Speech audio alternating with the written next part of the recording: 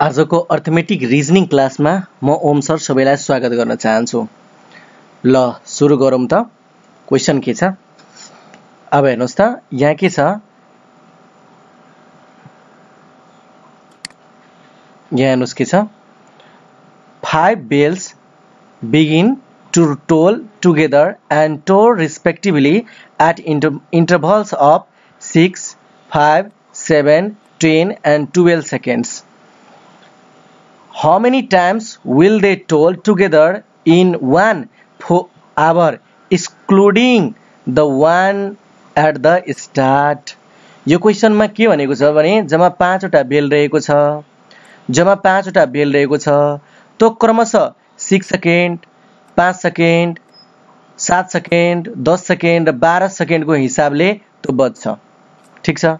अनि के भन्छ, how many times will they toll together? तो कति पटक तिनीहरू सँगै बज्छ एक आवरमा, इन 1 hour। तर के भन्छ, एक्सक्लुडिङ 1 एट द स्टार्ट, स्टार्टको एकलाई, स्टार्टमा जुन हामी बजाउँछौँ एकलाई छोडेर कति पटक बज्छ भनेर क्वेशन भनेको छ। अब हेर्नुस्, यो क्वेशनलाई हामी कसरी गर्छौँ भने सुरुमा जे दिएको छ यो 6, 7, 10, 12 यसको एलसीएम निकाल्छौँ हामी। के निकाल्छौँ? एलसीएम। अब एलसीएम निकाल्छौँ भने कति लेख्छौँ? 6, 5, 7, 10, 12। ठीक छ। अब यसको एलसीएम निकाल्यो भने एलसीएम निकाल्नु होला 12 7 84 6 7 42, यसको 420 आउँछ। एलसीएम कति आउँछ? 420 आउँछ। यो 420 जुन आयो यो सेकेन्ड आयो, सेकेन्ड। यसको 420 सेकेन्डमा तिनीहरू एकै साथ बज्छ, 5 वटा बेलहरू सँगै बज्छ। अब यो 420 लाई हामी के गर्यो भने यो जुन 420 आएको छ, 420 लाई यदि 60 ले डिभाइड गरियो मिनेटमा कन्भर्ट हुन्छ, 0 0 क्यान्सिल, 6 7 42, यति मिनेट भयो। ठीक छ। अब यति 7 मिनेटको इन्टरभलमा बज्छ, 7 मिनेटको इन्टरभलमा बज्छ। त 7 8 कति हुन्छ? 7 8 जा कति हुन्छ? 56 हो कि हैन? एउटा 56 मिनेटमा बज्छ हो नि। अब अर्को गर्यो भने 7 9 जा कति हुन्छ? 63। अब 63 मिनेट त भनेको छैन, 1 आवर मात्रै भनेको छ। यहाँ के भनेको छ? इन 1 आवर मात्रै भनेको छ, 1 आवर मात्रै भनेको छ। त्यसकारण यो 63 त लिनु उपयुक्त होइन। त के लिनु उपयुक्त हो? 56 भनेको 1 आवर, 1 आवरको भित्रमा कति चोटी बज्छ यो? 8 टाइम्स बज्छ। कति टाइम्स बज्छ? 8 टाइम्स। यदि 8 टाइम्स, यसको आन्सर 8 टाइम्स हुन्छ। यदि यो क्वेशनमा excluding the 1 at the start नभनेको भए त 8 + 1 हुन्थ्यो, 8 + 1 = 9 हुन्थ्यो। ठीक छ। यो कुरा बुझ्नुपर्छ हामीले। ठीक छ नि। अब नेक्स्ट क्वेशन हेर्छौँ हामी।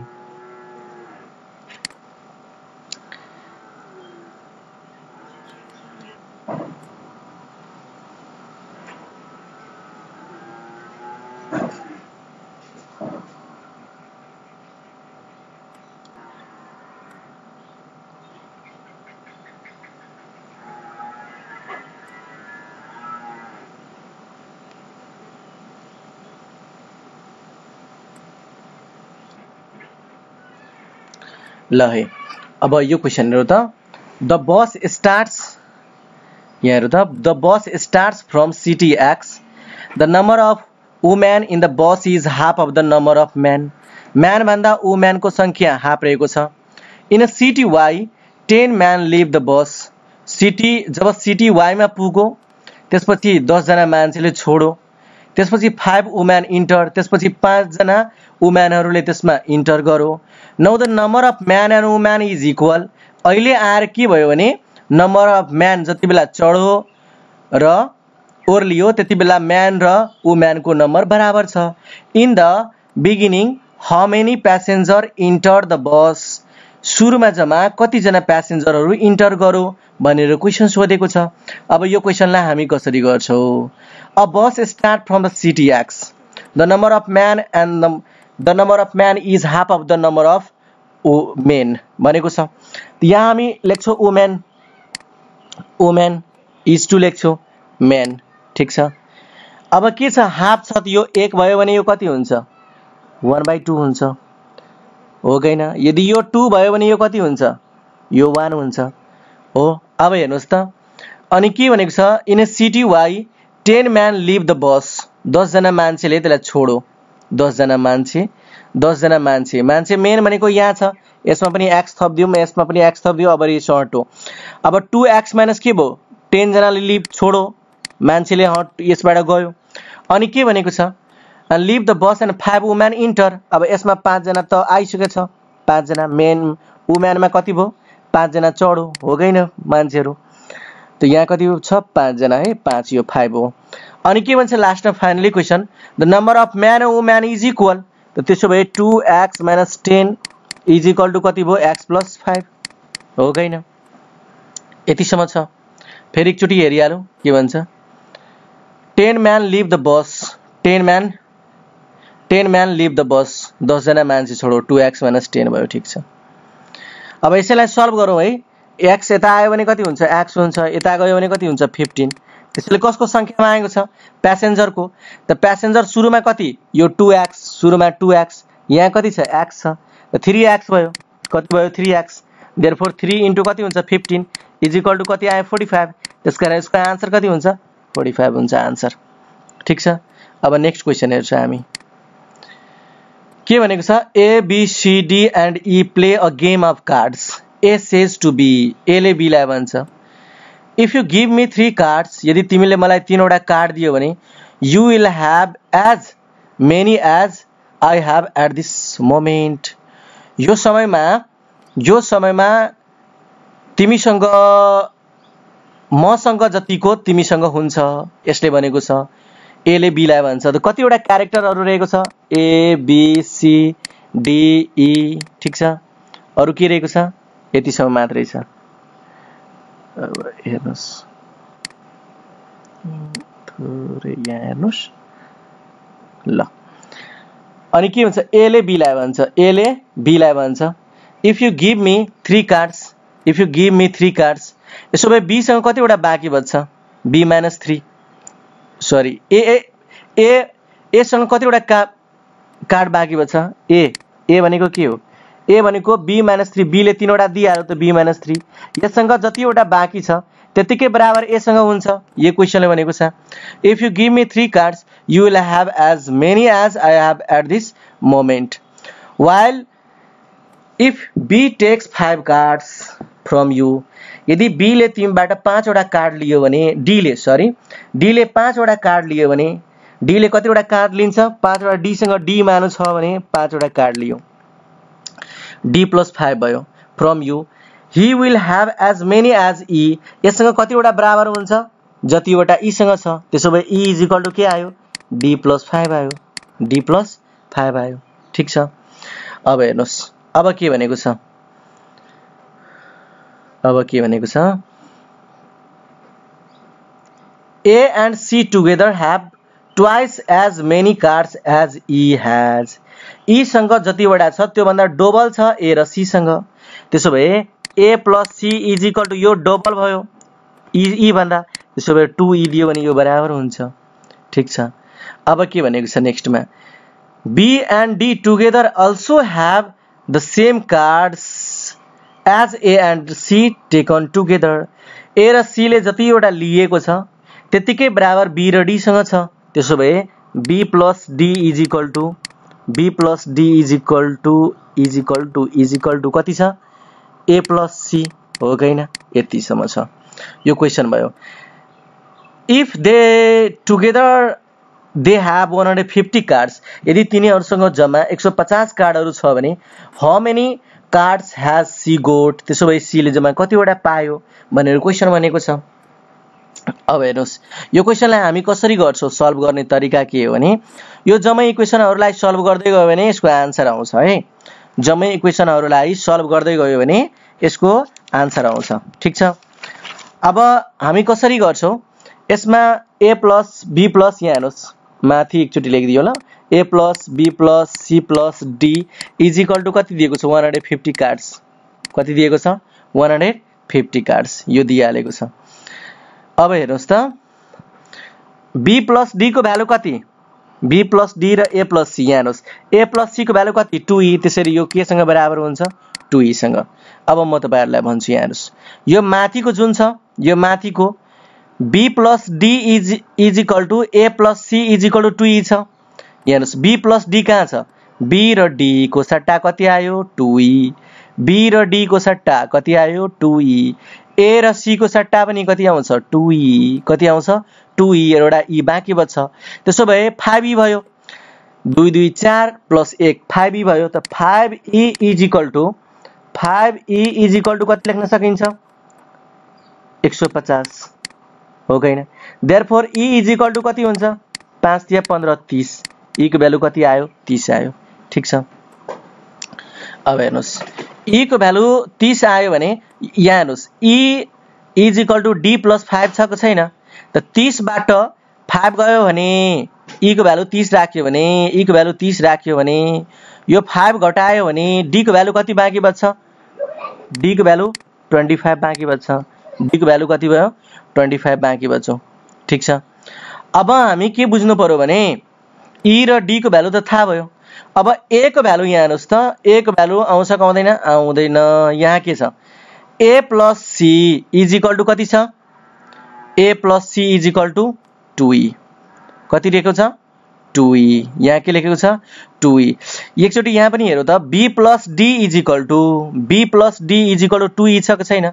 त्यसो भए b को भ्यालु हामी b को भ्यालु छैन, तर d को भ्यालु त 25 छ, d को भ्यालु कति रहेको छ 25। त b plus d को value b plus d is equal to हामी 2e त यहाँ लेख्न सकिन्छ। त e को भ्यालु हामी यहाँ राख्छौ कति, e को भ्यालु कति राख्छौ, e को भ्यालु राख्छौ हामी 30। त 32 जा कति भयो 60, यो कति आयो 60। अब हेर्नुस् त 60 आयो। अनि b को भ्यालु कति रहेको छ यहाँ, b को भ्यालु छैन, d को भ्यालु कति छ 25।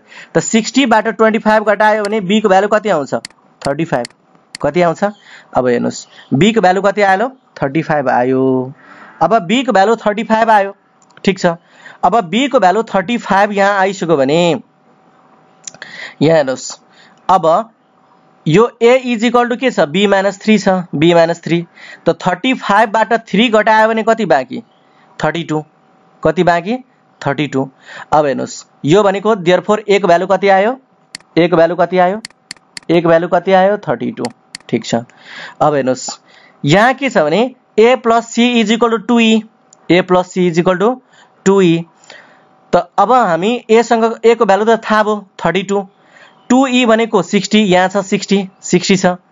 त्यसो भए 60 बाट a को 32 घटायो भने c को भ्यालु कति आउँछ 28, कति आउँछ 28। त्यसैले यसको आन्सर कति हुन्छ 28, ए नम्बरको आन्सर हुन्छ। ठीक छ। अब नेक्स्ट क्वेशन हेरौँ के भनेको छ, अ फार्मर बुल्ट अ फेन्स अराउन्ड हिज स्क्वायर प्लॉट। एउटा स्क्वायर प्लॉट को चारैतिर एउटा किसानले फेन्स लगाएको छ। ही युज 27 फेन्स पोल्स, त्यसमा जम्मा 27 वटा फेन्स पोलहरू राखिएको छ। अन इच साइड, प्रत्येक साइडमा। Of the square how many poles did he need altogether, तिनीलाई जम्मा कतिवटा पोल चाहियो भनेर क्वेशन सोधेको छ। ठीक छ। यसको लागि पहिले एउटा स्क्वायर हेरौँ, यो मानौ स्क्वायर हो। ठीक छ। एक साइडमा 27 एउटा लगाउँछ, कतिवटा लगाउँछ 27। अब हेर्नुस् त यहाँ चाहिँ 27 लगायो भने यहाँ कतिवटा 27, यो साइडमा पनि कतिवटा लगाउँछ 27 वटा लगाउँछ, यो साइडमा पनि कतिवटा लगाउँछ 27 वटा लगाउँछ। ठीक छ। अब 27 गरियो भने 27 स्क्वायरमा गऱ्यो भने 27 27 27 27 गरियो भने 27 into 4 हुन्छ। यसलाई मल्टिप्लाई गरियो भने कति हुन्छ 108। यसको आन्सर कति हुन्छ 108। तर यो रङ हो, 108 हुँदैन। किन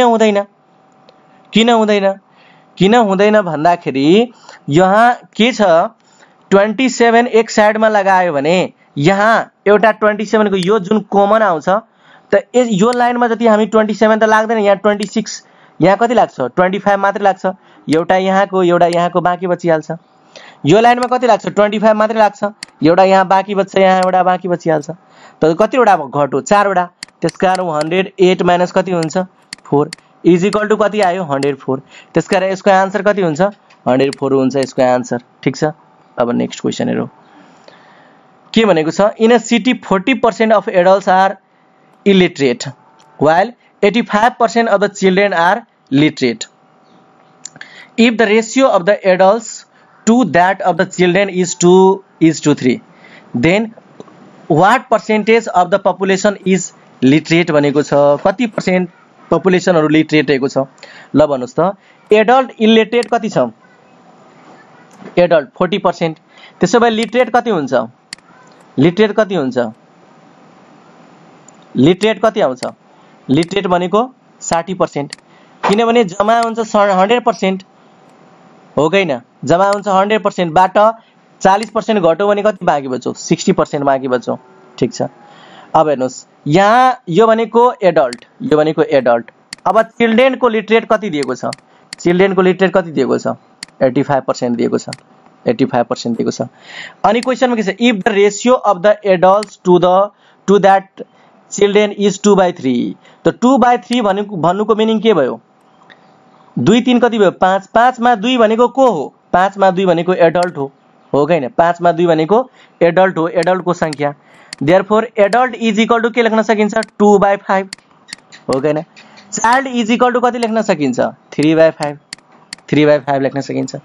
अब यो 2/5 भनेको लिटरेट जम्मा कति दिएको छ? Literate adult 60%.